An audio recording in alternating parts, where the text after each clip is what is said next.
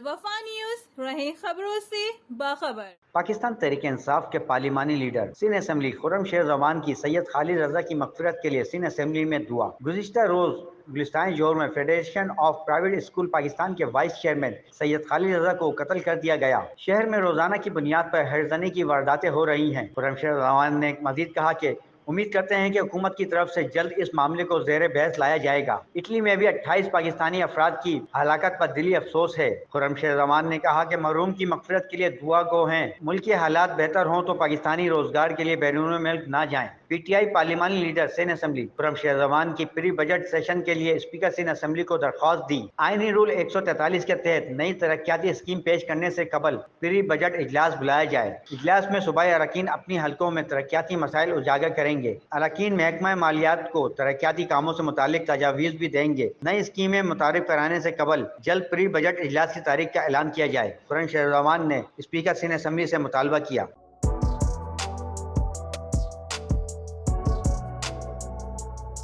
اس پر like اور subscribe تو بنتا ہے۔ Thank you.